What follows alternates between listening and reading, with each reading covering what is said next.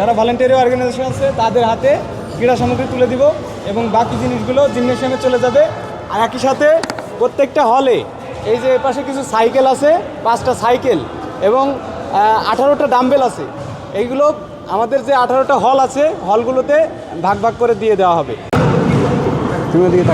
Cocoa ও শিয়া বাটারের unique কম্বিনেশনে তৈরি Natura expert care body lotion স্কিনের ড্যামেজ হিল করে, ত্বক রাখে সফট ও ময়শ্চারাইজ। লুকিয়ে আর কতদিন, বাই বাই ড্যামেজ স্কিন।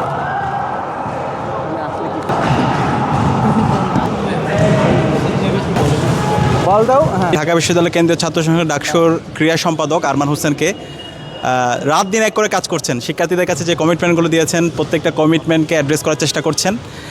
ইতিমধ্যে আমরা ঘোষণা দিয়েছি আমাদের এই শারীরিক শিক্ষা কেন্দ্রকে আমরা আধুনিকায়ন করতে চাই। মাঠের সংস্কারের কাজ শুরু হয়েছে এবং যে ইনস্ট্রুমেন্টগুলো দরকার, ক্রীড়া সামগ্রীগুলো দরকার, আমরা সবগুলো ম্যানেজ করার চেষ্টা করছি। আর এই খেলাধুলার মাধ্যমে আমাদের ফিজিক্যালি এবং মেন্টালি আমরা সাউন্ড থাকতে পারি। আমরা যদি সুস্থ থাকতে চাই অবশ্যই আমাকে ফিজিক্যালি এবং মেন্টালি আমাকে সাউন্ড থাকতে হবে। তো সেই জায়গায় যত ধরনের প্রণোদনা দরকার আমরা সেই প্রণোদনাগুলো ম্যানেজ করার চেষ্টা করছি। ইতিমধ্যে আমরা ডোনারদের সাথে আলাপ করছি। আমি আন্তরিকভাবে আমাদের আজকে অনেকগুলো আমাদের ইনস্ট্রুমেন্ট যিনি ডোনার আমাদেরকে দিয়েছেন আমি তাকে ধন্যবাদ জানাচ্ছি। একই সাথে ক্রীড়া মন্ত্রণালয়ের সাথে আমাদের কথা হচ্ছে।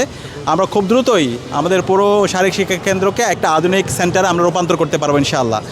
আর আজকে এখানে যে ইনস্ট্রুমেন্টগুলো এসেছে আমরা এখানকার যে সামাজিক সংগঠনগুলো আছে তাদের কাছে দিচ্ছি। হলের জন্য বিভিন্ন ধরনের জিমের ইনস্ট্রুমেন্ট নিয়ে আসা হয়েছে, হলগুলোতে সেগুলো পৌঁছে দেওয়া হবে। তো ইনশাআল্লাহ আমরা আশা করছি খুব দ্রুত সময়ের মধ্যে আমরা যা ইশতেহার দিয়েছে তা তো বাস্তবায়ন হবে, তার চাইতে অনেক গুণ বেশি আমরা কাজ করে শিক্ষার্থীদের জন্য ভালো একটা সপ্তাহের ক্যাম্পাস আমরা রেখে যাবো ইনশাআল্লাহ।